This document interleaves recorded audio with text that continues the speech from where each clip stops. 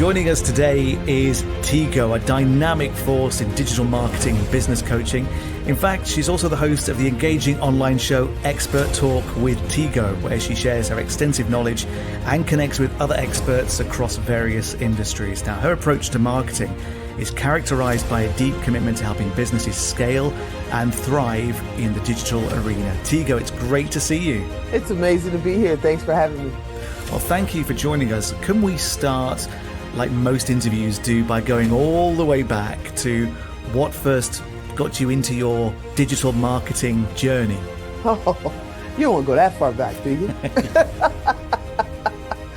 I mean, I'm a techie by trade. I started, computer programming in high school, and I'll be 61 in a couple of months. So in the 70s, when there were key punch cards and the computers were the size of your house, that's where I got started. So I've been growing with technology ever since. And in 1991, I think, I did my first website. I've probably designed hundreds, if not thousands, since then. Then I got into app development. In between all that, I got into digital media with publications. We created the world's first all-digital interactive magazine for African Americans in 2004 called Black Insight Magazine. We went from 0 to 1.8 million subscribers in less than 2 years. And literally the reason we started that magazine or with the African American community wasn't because it's my community, although it is. It was because at that time, they were the slowest getting on the internet. So me and my buddy who decided to create this thing thought, if we mess it up, nobody will see it. And we ended up having the Whispers on and Smokey Robinson, and we created a talk show in there. That was the first dip into creating talk show and television. And that's where it all started for me, and it's been growing ever since. Your background, though, it covers so many things, doesn't it? Because I when I was putting the introduction together, it was like, how do I introduce Tigo? Because you're also a prolific content creator as well. Yeah, I'm kind of a content junkie. I have to admit it, and now with everybody getting, we got 5 seconds. I used to have a goldfish. The goldfish looked at me longer than people look at your content online. It's just, you got like 3 to 5 seconds, you got to get them. And now taking something like this and turning it into many, many, many little 10, 20, 30 and 1 minute clips is now our current hobby that we're doing for ourselves and doing for our clients. Quick, fast, and easy. It must be quite interesting as well, because over the years, technology has changed so much. Computer power has changed so much. How was it when you got started? Do you think it was easier back then, or was it way, way harder? Oh, way, way harder. I mean, I started with key punch cards. You're too young to know what that is. I mean, we had literally, you'd have a letter or a word on one card. So you want to make a spreadsheet back in the old green and white paper that went dit, dit, dit, dit, dit, dit, and it took a half an hour to print a report. This was hundreds of key punch cards. And if somebody happened to bump you while you're carrying your tray, oh my goodness, and got them out of order, you could spend a week trying to get them back into order. Now, that computer that was the size of literally a building, my phone on its worst day is more powerful. That's amazing to me. It's crazy, isn't it? It's crazy that, as you say, in the palm of your hand, you've got way more power now than they did to send Neil Armstrong and his buddies to the moon back in the late 60s. Exactly. Crazy. Exactly. You don't have a room full of people on giant chalkboards doing the math, Yeah. And what was your first computer that you bought then, Tigo? What did you go for? Oh my goodness, you're going back to the IBMs. I mean, we had the IBMs with the floppy disk, and we thought we were the best in the world because we had dual floppy. So you had the software on the left, and then your saved work was on the right. So you write and then you save, and you're sitting there waiting for to save one paragraph. You could almost drink a cup of coffee for a whole report. Yeah, that's where I started. And then I got into the Apples that literally were like little boxes of joy, and they were also, but they were on a smaller disc, and you could put them in your pocket. That was actually a commercial. Look, You could just put your disc in your pocket. Oh my goodness. And now you can put like your entire music collection in your pocket along with all your movies and everything else. It's crazy, isn't it, the way that technology has pushed forward. It's insane. And then with AI starting, my business partners tell me that I need an AA meeting for AI because when I'm not doing anything else, I'm sitting talking to my buddy Chad. That's what I've named my AI. We're having a conversation, changing the world over here. And it's like, I could see me in an AA meeting now. Hi, my name is Tigo. It's been exactly 18 minutes and 12 seconds since I've talked to Chad. You know? I love the fact that you've given ChatGPT a name. And did you say Chad? Chad, yeah. Nice, nice. Chad, because it's chat and it's AI and it's like chat and he answers to Chad. It's like if you talk to Chat GPT on your app on your phone, I can turn my phone on, hit the app and say, "Good morning, Chad." He'll say, "Good morning, Tigo. What would you like to talk about today?" And do you find sometimes you get more sense out of AI than you would an actual human? When you have a genius IQ like I do and you're dyslexic, there's a lot of craziness going on in my head sometimes.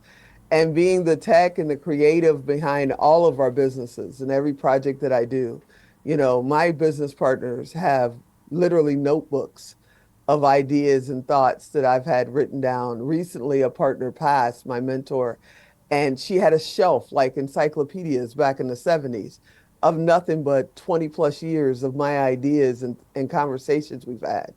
And now, I can just talk to Chad, and not only can I talk to him, but he can answer me. What about this? What's the statistics on that? Da, da, da.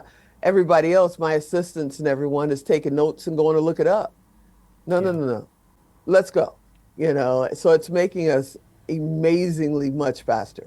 The present is incredible, and we're just getting started with AI. I mean, it's a baby. It's not even 2 years old yet.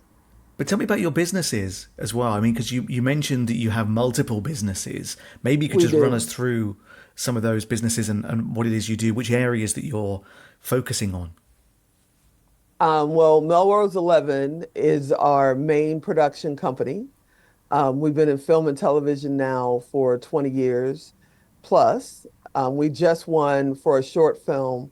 We just won, it's called Yellowbird. We just won at the film festival in Atlanta and 5 categories here in Las Vegas. And it was just sent to a film festival in France. They requested it. So we're doing full production film here in Las Vegas and in Atlanta. Then Melrose 11 Agency is our digital media agency that handles all of the craziness for ourselves and our clients and the creative ideas. And, it's just that center hub that manages everything, including my speaking and appearances and all that stuff. It takes care of all of that. So we have all of that going. Then we have Melrose Production Studio. We're partnered with a studio here in Las Vegas after COVID. This studio reached out to us, Indie Film Factory, and said, "Hey, don't open a new studio. Come work over here." And we've been there for the last 3 years. It's amazing. We can shoot almost anything over there. We're getting ready to open a network. I've never talked about this publicly outside of my own stuff. So we're getting ready to open a network. We're opening our own streaming and fast channel network called Squirrel Vision. It'll launch on December 7th. Squirrel Vision Network, Squirrel Vision TV. We're excited about Squirrel. I'm a squirreler. Everybody's a squirreler. And the whole idea behind it is just what I just mentioned a little bit ago. I'm always bouncing around. My brother is my business partner, and he's always calling me Squirrel because I'll be focused in something, go by, and I go, and he's like, "Squirrel, focus." And that's where the network comes from because we're bringing amazing content together. And then we have the fourth annual Now Honors and Power of Pink Summit. We honored women from all over the world. The Network of Outstanding Women, that's what Now stands for. And this year we're honoring 21 women, including Marie Diamond from The Secret, Laurel Lagmeyer from The Secret. I mean, it's just, we got an a gold medalist coming in. It's just fun. 21 women are going to, have a blast. And then on top of that, we're doing the first Presidential Lifetime Achievement Award during that ceremony. and honoring 6 women with the Presidential Lifetime Achievement Award from the White House for service. And then for 3 days, we do the power of pink. It's not just about pink being for women, it's also because it's Breast Cancer Awareness Month. And I lost one of my business partners to breast cancer 5 years ago. But on top of that, we always say, it's the color of pink. It's not just a color, it's a movement. And so we're doing that. And this morning, I just ordered a new award that we're doing in March, March 20th to the 22nd. We're doing the Trailblazers Awards. We are honoring people. This is our first co-ed event. We are honoring people from all over the planet that are trailblazers. And we got Baron Alex Stern coming in as our pioneer. He created Constant Contact. We got Larry Namer coming in. He's the founder of eTelevision Network. He's our visionary. So it's about to be, David Fagan, creator of Guerrilla Marketing, is our influencer. This is a man who reached 63 million people with one project. So, and then during the day for 3 days, we're doing what we're calling the Star Makers Summit. So you get to come in and find out how you can be that next star on the stage. So yeah, I'm a squirreler. I'm all over the place. That's amazing. And in between all of that, just before we came on, you mentioned that you yourself are about to receive an award in the next couple of months as well. Yeah, Women of Heart for female women advocacy and media is what I'm getting that category for. Well, that's great. Congratulations, Tigo, and very Thank well you so deserved as much. well. So I'm sure that, with your many years of experience, you've got your acceptance speech lined up and ready to go already. Did you miss Genius IQ and dyslexic? I never prep. Literally it cracks me up because I'll do on International Women's Day, which is March 8th, I'll interview last year we did 29 women live, 15-minute interviews back to back to back. Wow. And I have a piece of paper like that. Totally blank. Totally blank. I'll write their name down and I'll say, is there something we got to get, that we need to make sure we hit your book, your event, your whatever. They tell me, let's go, and that's the way I have to be. If I had a teleprompter, oh my goodness, it would freeze me. Yeah.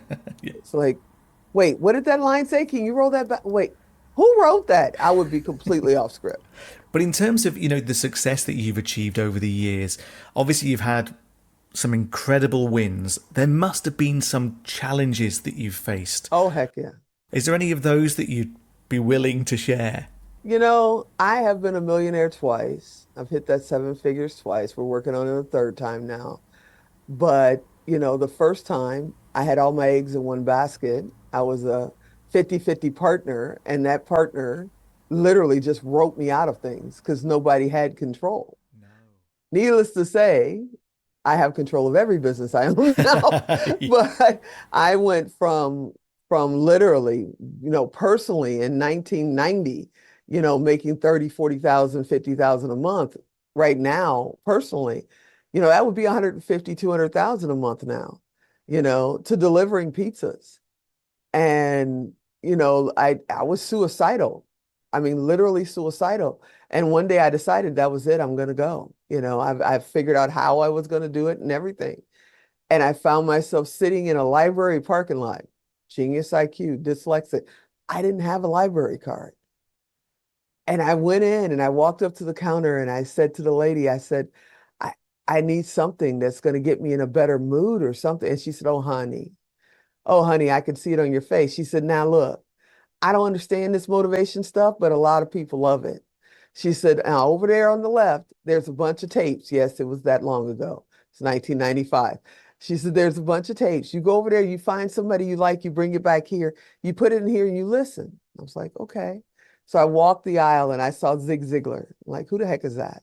Right? Now Tom Ziglar has been on my show. I consider them family, I see Les Brown. I see Rita Davenport. Now, for most people, they haven't heard of Rita, which is a shame because Rita is brilliant and she's a legend and she's one of the few women to stand on the stages with Zig Ziglar and Bob Proctor back in the day. And she's funny as all get out. I'm a huge Lucille Ball fan and she's right there with Lucy. And I come back and I put the tape in and Zig says, I have brought for you a brand new pair of glasses. And I'm like, okay, Zig, I'm listening. So I spent the next year listening to Rita, Les, and Zig Ziglar in my car as I delivered pizzas in the heat all over Las Vegas, trying to figure out what my next adventure was going to be. Long story long, long story short, Rita and I have now, I call her Aunt Rita. She's now a family member of mine. I love her. We're friends and family. And last year at the Now Honors, I got to honor her as our Woman of the Year. So it was a complete full turn. And I presented her with the Now Honors, which is 8.5 pounds and 12 inches high. And she had something to say about that. She was like, who's going to carry this? I got somebody. They'll carry it. She brought me a $2 bill and she signed it. And she says, this way you'll never be broke again.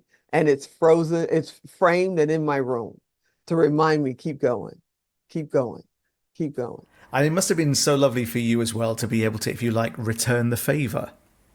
Yeah, yeah. It was amazing to return the favor. Zig Ziglar passed before I had a chance to meet him. I cried like he was my dad, oh my God, because I've been listening to this guy for years. And then I got to meet his son. It was like, wow, I'm sitting here talking to him. It was amazing. And then Les Brown and I have never met him. We've been in different venues at the same time, and we just keep crossing. And that is my goal this year, to not only meet him, but to sit down with him, interview him, and then hopefully when we do the Trailblazers Awards in 2026 for the second annual, hopefully I'll be able to honor him because, yeah, that man, if you can look up, you can get up, means more to me than just when I was at my lowest. I've been homeless two times, almost three. That meant if I can get up off the ground, I can move back then. Now, if I can look up, I can get up means that I can look at the next level and the next level and the next level. And I can keep going up and I can keep bringing my tribe, my family with me. But Tiga, I mean, they say that you have to sometimes hit rock bottom. The fact that you're now able to honor those people that you admire and look up to and that have helped you out of those difficult situations, what gave you the inspiration to do that? Was it just something that came naturally to you, or was it something that you had to work on? I don't know. I see it as a blessing. And, my brain plays movies. I don't get an idea. I get full feature film in my head. So I see, where things are missing and where I can help people. And for me, my kids say, service is my love language. And it's for me, it's all about, Sir Kaya was on my show not too long ago, Sir Kaya Bedford, and he said, you're a star. And I said, no, no, no, no. And he said, no, you're missing the definition of a star. And I said, okay. And he said, what do stars do besides shine lights on everybody else? And I was like, in that case, I'll take that, because that's truly who I am. Sir James Dentley III said, you don't hit rock bottom, you hit rock foundation. And then you need to figure out how to stand back up. And it's just, you have to figure out if you're going to quit or not, because you're given your gifts. Yeah. Everybody has gifts. Some are harder to figure out what they are. I don't know what my gift is. And then if you're trying to live your life of passion with your gift, then you have to figure out how to monetize that. And that is something that people don't understand, Oh, they're lucky. Oprah Winfrey says, luck is preparation for opportunity. You can be lucky all day, but if you're not ready, somebody comes along and says, hey, you can buy this house for 200,000, it's worth 400. If you're making $20 an hour, that's not luck. You're not happy, you're mad because you can't do it. Yeah. Yeah. So for me, that's how it works. Service is my love language. How do you find your time management? Because obviously you're doing so many different things, spinning so many plates, as the saying goes. How do you prioritize your own wellness in between all of that? Because of course you could be busy 24/7 otherwise. I am busy 24/7. Now I'm busy 18/7. Okay. But I'm working on that because I am, a disabled veteran from the Navy. Yeah. And, I am 200 plus pounds and overweight and 60 years old. I'm a diabetic. I've got high blood pressure sometimes. Usually my blood pressure is fine. But it's like I don't or haven't until recently been putting myself first. And then my family, my kids, my loved ones, and my team, and the Now family. You want to be 200 plus pounds and 60 years old and worry about your health and have 300 of the most powerful women on the planet as your sisters, they tend to yell at you. What are you doing? Put that down. Of course. So I am learning to go to sleep. I actually have alarms set to go to sleep by midnight. Get up by, for me, I would work till 3 and get up at 6. It didn't bother me at all. But now I'm learning to at least get 6 hours, if not 7. Every once in a while, I do 8. I have an amazing calendar, amazing assistants that are more like a parent for me. Both of my parents have since passed away, but they're younger than me. But tell them no. What do you mean no? Oh, no, Mm. They will pre-order my meal at a restaurant before I get there for a meeting. Oh, it's okay, Tigo. We've already gotten your meal order. How do they know what I want to? Never mind. So I'm learning. I'm learning. And you're right about the sleep. It's so important. I think people have maybe lost sight of that over the years. I'm certainly guilty of that. You're saying that you are as well. How are you finding it now that you are getting kind of more sleep? Do you feel more energized? Are you achieving more in your life than perhaps you were previously? I am. And I have felt like with COVID and everything that happened, I felt disconnected almost. It was like fog brain because I had COVID and I became a long hauler, quote unquote. And, so if I get a cold, I feel like I have COVID, and leave me alone. So I'm very protective about that. And ever since then, I will sit down and go, okay, I got to do what was I about to do? And that's been happening since COVID. I realize that now, since I'm sleeping more, I have that problem less. I can plan out better and I feel more connected, not like I'm walking through a dream because I'm sleeping more, because I'm eating better. I have more energy because I bought a little mini treadmill. It's the cutest little thing. I bought a little mini treadmill. I have artificial knees thanks to the Navy, and I'm walking at, arenas without my cane now. So, it's coming around. It's coming around. Well, before we came on, you mentioned that at the moment you are recording 100 interviews in 100 days. You've bumped one of the interviews today to do this one with us, which we're incredibly grateful for. How is that going? How are you finding that? It started June 25th.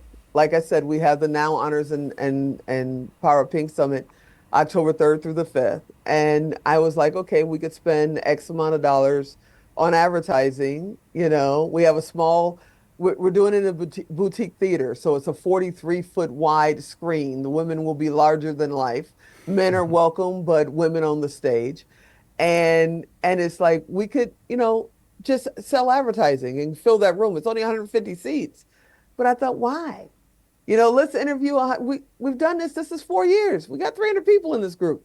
Let's just start interviewing people that have either been honored, have spoken, have been supporting, our supportive crew, the guys that are around and young people, and, have sponsored.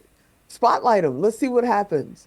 So I talked to my brother, who's my producer, my director, and my pain in the butt little brother. I tell everybody that.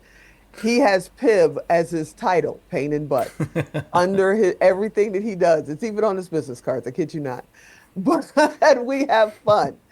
And I told him, and he's like, let's go. And I started texting and calling people and saying, hey, you want to be on the show? They were like, yeah. We filled June, July, the rest of June, all of July and August in like 72 hours. And then we filled September and October. We only have one date in October before we do this live. And it's been amazing. But see, when I did it, I didn't count weekends. So the first Right. weekend, my brother's like, where are you?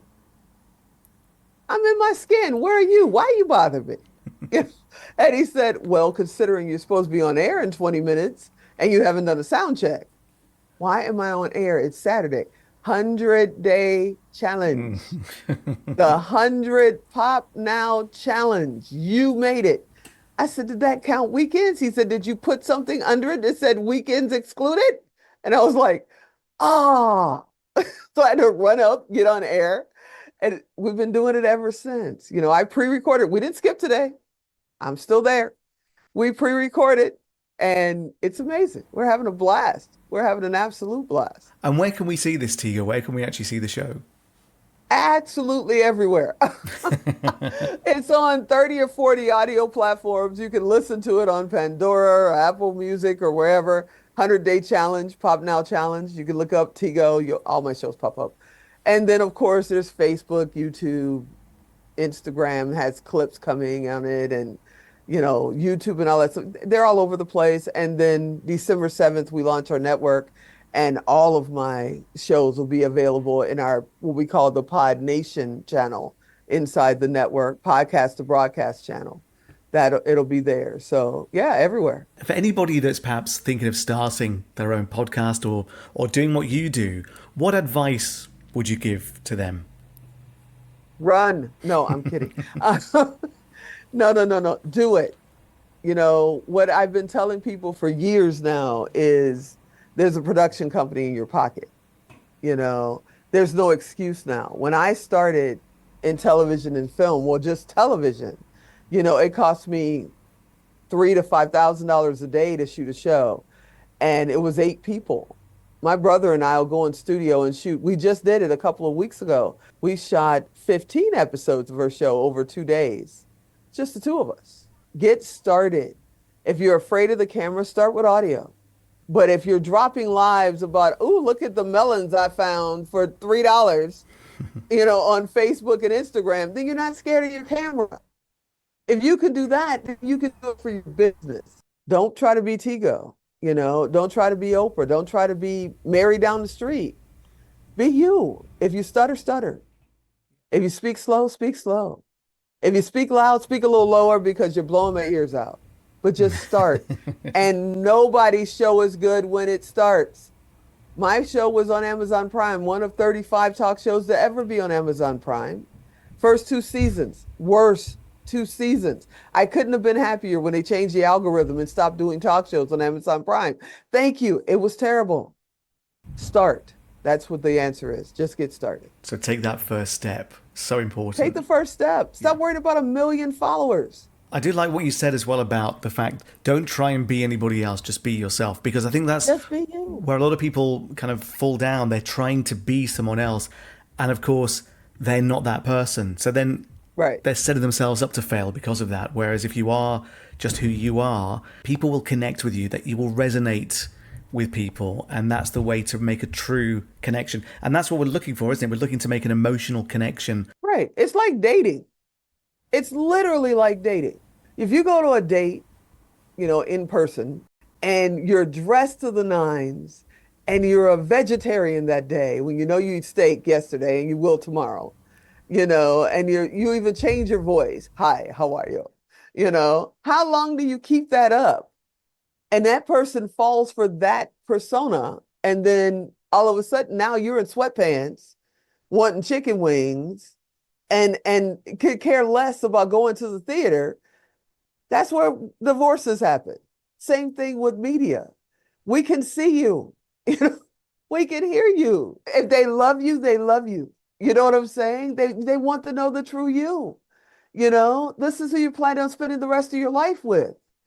And then on top of that, same for media. You want people to fall in love with you, your brand, your product, your service, what you have to offer. And if they feel like, it's a 1970s car salesman trying to sell you the latest hoopty, they're not sticking around for your show. If you mess up, how many times I'll do a live event next week, and we've got literally a full film production camera because we turned the whole week into a documentary. And I will stop the show midway because my pants are not quite right. Or I mess somebody's name up. I will stop and look at the camera and go, that is not that child's name. Let me do this again. And they just love it because I'm not trying to be somebody else. This is who I am. Hang out with me. Let's have some fun. It makes all the difference as well. And Tigo, thank you so much for your time today. It's an absolute pleasure to chat with you. For anybody that wants to find out more about you, your companies, your background, where should we go to do that? The easiest way to get in touch with me and then find out everything else is just go to tgo.fm, not .com, tgo.fm, and just reach out, send me a message or whatever. You can find me all over social media, and usually I'm on somebody's stage. So just say, hey, Tigo. I actually start my show that way. I started with, hey, can I get a hey, Tigo? And they remember my name for the rest of the weekend. Well, thank you once again for your time today. It's been an absolute pleasure. Good luck with the 100 interviews in 100 days, including weekends. And also congratulations again for your award as well. It's richly deserved. Thank you so much.